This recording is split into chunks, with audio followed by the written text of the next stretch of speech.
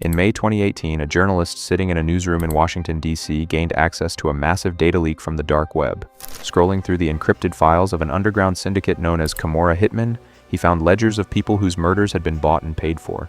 Most of the targets were located in Europe and the Americas, but one stood out. It was a 30-year-old man living 9,000 miles away in the ultra-safe, heavily surveilled city-state of Singapore. According to the files, an anonymous user had just transferred $8,000 in Bitcoin to have this man killed in a staged car crash. The date of the execution was set for May 22nd. The journalist instantly contacted the Singapore embassy. They had exactly 10 days to find a faceless buyer on an untraceable network before a completely innocent man was murdered in the streets. Singapore is widely considered one of the safest countries on the planet. It operates as a hyper-modern fortress. Violent crime is exceptionally rare, and the city is blanketed by a massive, interconnected CCTV surveillance network. In Singapore, you simply cannot get away with murder in the physical world, but the internet has fundamentally changed the rules. The digital underworld has completely bypassed the street cameras and the police, because the true danger in Singapore doesn't wait in dark alleys, it waits on your Wi-Fi network. When we imagine a person capable of ordering a contract killing, we have been conditioned by movies to picture a specific type of monster. We picture cartel bosses, underground syndicate leaders, or hardened criminals operating out of abandoned warehouses. We expect the danger to look dangerous, but the internet has democratized violence. It has made it so that the person ordering a hit doesn't need to be a career criminal. They just need a Wi-Fi connection and enough hatred to press send. Consider the life of Alan Vincent Hui Kim Seng. Hui was not a mafia boss. He was a 47-year-old risk management executive living in Singapore. He was wealthy, married, and highly respected in his professional circle. He wore tailored suits, worked in a high-rise office in the financial district, and lived a life of absolute privilege. On the surface, and he was the definition of stability. But for 2 years, Hui had been living a double life. He was carrying out a secret, intense affair with a 30-year-old female colleague. For a long time, the dynamic worked for him. He had his marriage, his public reputation, and his private obsession. However, as is often the case, his colleague eventually realized that Hui was never actually going to leave his wife. Tired of being a secret, she made the healthy decision to break off the relationship, cut ties, and move on with her life. Shortly after, she found a new boyfriend. For a normal person, a breakup is painful, but it is the end of the story. You grieve and you walk away. But for Hui, the rejection triggered a dark, obsessive fracture in his psychology. He didn't just want to win her back. Well, he wanted to completely and permanently destroy the man who had taken her away. There was just one massive problem. Hui's ex-girlfriend had never told him her new boyfriend's name. She had deliberately kept his identity a secret to protect her new life. 10 years ago, that lack of information would have been a dead end. But today, the internet makes keeping a secret almost impossible. Hui didn't need a private investigator. He simply weaponized the exact same social media apps that are sitting on your phone right now. He began an obsessive, methodical digital manhunt. Using fake accounts, he combed through his ex-girlfriend's Instagram. He analyzed every new follower, cross-referenced every like, and scrutinized the backgrounds of photos to identify locations. He mapped out her digital footprint until he found the anomaly, the one profile that interacted with her just a bit too frequently. He found the new boyfriend. Once he had the name, the stalking escalated. Hui used public social media data to reverse engineer the man's entire existence. He figured out where the man lived, where he worked, what his daily commute looked like, and where he ate lunch. The internet allowed a man sitting in an air-conditioned office to completely map out a stranger's life without ever stepping outside into the physical world. But stalking wasn't enough. Hui wanted blood. And to get it, he had to leave the clear web and cross over into the dark web. Hui downloaded the Tor browser, a specialized piece of software designed to mask IP addresses and grant users access to hidden, unregulated corners of the internet. Navigating through encrypted forums and illicit marketplaces, Hui eventually found exactly what he was looking for, a website called Camorra Hitmen. The site operated like an Amazon page for murder. It offered a menu of violent services, complete with pricing tiers, guaranteed anonymity, and payment systems entirely routed through untraceable cryptocurrencies. Hui transferred $8,000 in Bitcoin to the site's administrators and opened a chat log to detail his order. This is where the true horror of Hui's psychology was exposed. He didn't just want the man shot, he wanted him to suffer. In the encrypted chat logs, later recovered by authorities, Hui's initial instruction to the hitman was to ambush the victim and use a heavy blade to completely sever the man's right hand. It was a calculated request. He wanted to permanently disable him, leaving a physical mark of trauma that would ruin his life and career. But a few days later, Hui logged back in and changed his mind.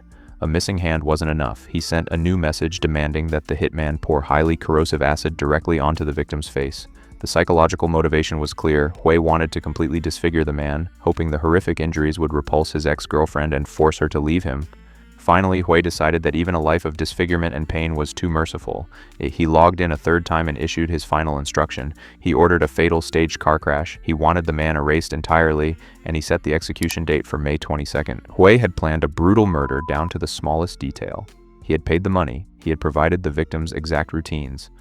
He was simply waiting for the confirmation photo, but there was a massive twist. Kimura Hitman was not a real syndicate. It was a highly sophisticated scam site designed to steal Bitcoin from people looking to buy violence. There were no hitmen waiting in the shadows. Normally, the scammer would have simply kept the $8,000 and deleted the account. But before that could happen, an investigative journalist in Washington, D.C. managed to breach the site's encrypted ledgers. The journalist intercepted the chat logs, saw the impending May 22nd deadline, and immediately tipped off the Singapore embassy. The Singapore police moved with absolute precision. Tracing the digital footprint back from the dark web, they bypassed Hui's encryption and raided his luxury apartment. When they arrested him, the evidence was undeniable. They had the Tor browser history, the Bitcoin transfer receipts, and the chilling chat logs demanding acid and dismemberment. He was caught dead to rights. He had meticulously hunted an innocent man, paid a massive sum of money for his brutal murder, and escalated the torture methods purely out of jealousy. And do you know what the justice system did to him for attempting to buy a human life and orchestrating a brutal acid attack? Alan Vincent Hui Kim Seng was sentenced to just 5 years in prison. 5 years. You can receive a harsher legal penalty in many countries for basic tax evasion or financial fraud. A wealthy executive used the dark web to plan a horrific murder, and the system gave him a sentence so light it feels like a bad joke. It is an absolute, staggering failure of justice. But it also leaves us with a terrifying question. If a bored, jealous executive sitting in his luxury apartment can navigate the dark web to seamlessly order a hit, what are the actual, highly organized criminal syndicates doing to everyday citizens? In the case of the dark web hitman, the terror was highly targeted. It was one wealthy, obsessive individual with a specific vendetta, actively searching for a way to destroy a single person. If you aren't involved with someone like that, it is easy to convince yourself that you are safe. You might think the dark side of the internet requires you to actively seek it out on a specialized browser, but you don't have to go looking for the dark web anymore. Today, the darkness comes looking for you. Right now, Singapore is facing a digital epidemic that is destroying lives at an unprecedented scale, and the targets are not wealthy executives or high-profile politicians. The targets are everyday people. People who are bored, people who are lonely, people who are simply lying in bed at 11 p.m. scrolling through Instagram threads or TikTok. This is the reality of the modern sextortion syndicate. To understand how this trap works, you have to understand how sophisticated these operations have become. In the past, online scams were obvious. They were poorly spelled emails from foreign princes or random suspicious links sent from blank profiles. We all learned to ignore them, but the syndicates adapted. They realized that the most effective way to hack a human being isn't through malicious code, it's through patience. The trap usually starts with a simple, innocuous interaction on a mainstream social media platform, a comment on a TikTok video, a reply to a thread, a direct message that doesn't ask for anything, just a polite introduction. The profiles look entirely legitimate. They have histories, photos, followers, and natural-sounding bios. Once contact is made, the psychological grooming begins. The scammer does not rush. They spend days, sometimes weeks, building trust. They ask about your day. They listen to your problems. They share fabricated stories about their own lives to create a false sense of mutual vulnerability. They learn your work schedule, your relationship status, and your deep-seated insecurities. They manufacture a feeling of genuine romantic or intimate connection. For someone who is lonely, this constant affirming attention feels like a lifeline. It feels incredibly real. After weeks of building this foundation of trust, the scammer initiates the next phase of the trap. They suggest taking the relationship to the next level. They ask for a private, intimate video call, but there is a catch. They claim that platforms like WhatsApp, Telegram, or FaceTime aren't secure enough, or they invent a story about a glitch on their phone that prevents them from using standard apps. Instead, they send a link. They tell the victim to download a specific, secure third-party messaging app so they can finally see each other face-to-face. The victim, blinded by weeks of emotional investment and completely trusting the person on the other end of the screen, clicks the link and installs the app. That single click is the point of no return. The link does not download a secure chat application. It downloads a malicious Android package kit, commonly known as an APK. Hidden inside this file is a highly aggressive, deeply embedded Trojan virus. The absolute terror of this malware is that it operates in complete silence. The moment the victim installs the APK, the virus executes in the background. Without triggering a single notification, pop-up, or security warning on the screen, the malware bypasses the phone's security protocols and grants the scammers total remote access to the device. In a matter of seconds, the syndicate hijacks the phone's camera, they hijack the microphone, but most importantly, they scrape the victim's entire contact list. They download the phone numbers, email addresses, and social media links of every single person the victim knows. Unaware that their own phone has just been weaponized against them, the victim opens the app and starts the video call. The person on the other end is usually an attractive individual, often coerced or paid by the syndicate to act as the bait. They encourage the victim to engage in intimate, compromising acts on camera. Trusting the privacy of the moment, the victim complies. What the victim doesn't know is that the video call is a one-way mirror. The syndicate is recording every single second in high definition.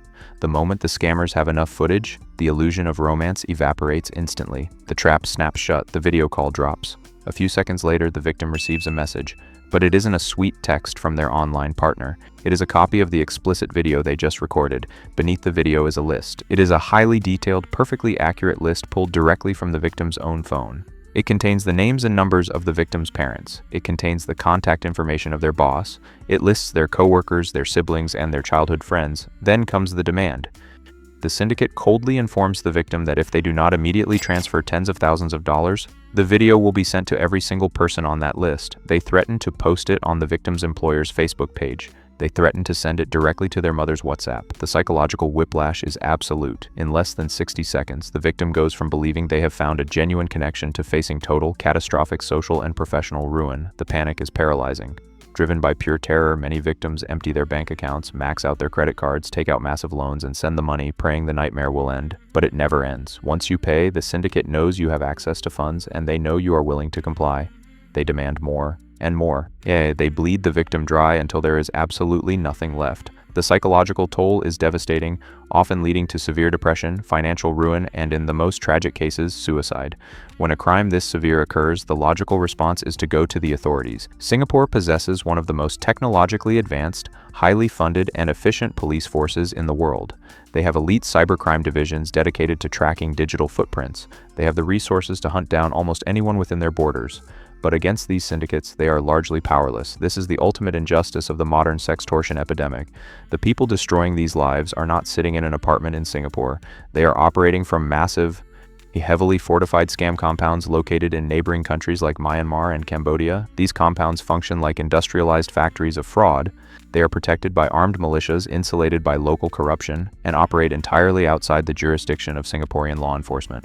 The money is instantly laundered through complex, untraceable cryptocurrency networks. The police cannot freeze the accounts. They cannot track the IPs to a physical address they can raid. They cannot send officers across international borders to kick down the doors of a paramilitary compound.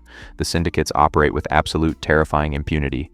They know the police can't touch them. They know the victims are too ashamed to speak out. They have industrialized extortion, turning the human desire for connection into a multi-million-dollar weapon. And they are doing it every single day, completely untouchable, while their victims are left to pick up the shattered pieces of their lives. We have seen the dark web used to purchase a murder. We have seen malicious code used to completely dismantle a person's financial and social life.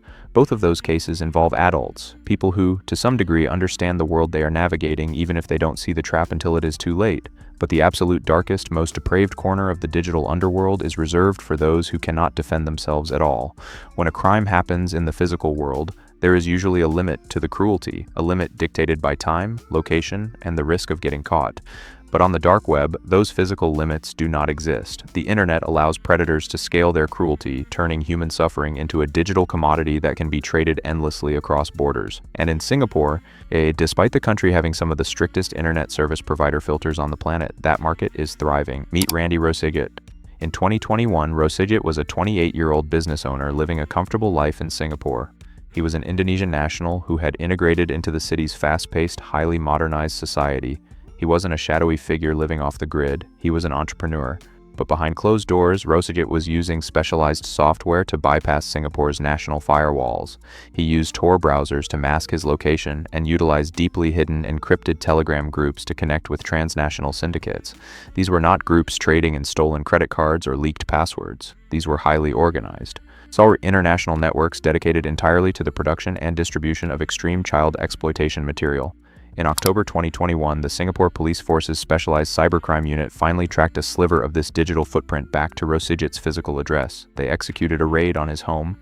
When forensic investigators cracked the encryption on his personal hard drives, what they found was so vile it is difficult to process. They discovered a massive, carefully curated archive consisting of 119 files. This was not just standard illegal material, this was the most extreme, horrifying abuse imaginable, categorized and saved on his personal devices. To understand the sheer gravity of what Rosagit was consuming, we have to look at the exact details presented by the prosecution during his trial. The prosecutor stood before the court and described one specific video found in Rosagit's collection. It featured a child under the age of 10, and the video did not last for a few seconds. It contained 38 straight minutes of uninterrupted, extreme, and horrific torture. 38 minutes. Think about how long that is. Think about the level of organized, systemic evil required to produce a video of that length, to package it, and to distribute it across the dark web so a business owner sitting in a comfortable apartment in Singapore could download it for his own entertainment. Rosagit was not just stumbling across this material by accident. He was actively participating in the digital economy that funds this exact type of atrocity. Every download, every interaction in those encrypted groups signals to the syndicates that the demand is there, ensuring that more children will be targeted to supply the market. When Rosagit was finally brought to court, you would expect him to be facing decades behind bars. You would expect the full, crushing weight of Singapore's strict judicial system to come down on him, but what happened next is an absolute, staggering failure of justice. When called to defend his actions, Rosagit's legal team did not deny that he possessed the horrific material. Instead, they attempted to minimize his culpability with an excuse that is genuinely sickening. They argued that Rosagit was not a monster. They claimed that his business was struggling due to the global pandemic, and that the financial stress had taken a toll on him. His official, yet documented legal excuse for seeking out dark web child torture networks. He claimed he was simply bored from being stuck at home during the lockdown. He blamed his participation in a transnational syndicate of child exploitation on boredom. He treated the systematic destruction of human children as a cure for his temporary cabin fever. The judge overseeing the case rightfully rejected this absurd excuse, stating clearly that boredom and stress do not justify accessing this kind of material. But then came the sentencing. For actively bypassing national firewalls, for participating in encrypted dark web networks, and for possessing a curated archive of extreme child torture, including a 38-minute video of uninterrupted abuse, Randy Rosagit was sentenced to just 6 weeks in jail. 6 weeks. In Singapore, you can receive a heavier sentence for overstaying your visa. You can face harsher penalties for vandalism or for smuggling chewing gum into the country. But for participating in the most horrific digital market on the planet, a man was given a month and a half behind bars. It is a ruling that spits in the face of the victims. It sends a crystal clear message to every other predator hiding behind a screen. The system does not take this seriously. The laws that govern the physical streets of Singapore simply do not apply to the digital darkness. When we look at Singapore from the outside, we see a miracle of modern engineering. We see spotless streets, towering skyscrapers, and a society that has successfully eliminated physical danger. It is a city that prides itself on order and absolute safety. But as these cases prove, the illusion of safety stops the moment you look at a screen. The physical world might be policed, but the digital world is a borderless, unregulated cage. From a wealthy executive buying a hitman from his luxury apartment, to transnational syndicates hijacking cameras to extort the lonely, to a system that hands out 6-week sentences for the most unspeakable crimes imaginable. The danger hasn't disappeared, it has just changed form. The monsters aren't hiding in the alleys anymore. They are sitting in our pockets. They are waiting for our notifications. I want to know what you think about this. If your country had cameras on every street corner but let digital predators walk free after 6 weeks in jail, would you still feel safe? Let me know your honest opinion in the comments. If you thought the justice system failed here, you aren't ready for the absolute horrors we uncovered in our next investigation. Make sure you hit that subscribe button so you don't miss it. Until next time, stay safe and remember to watch what you click.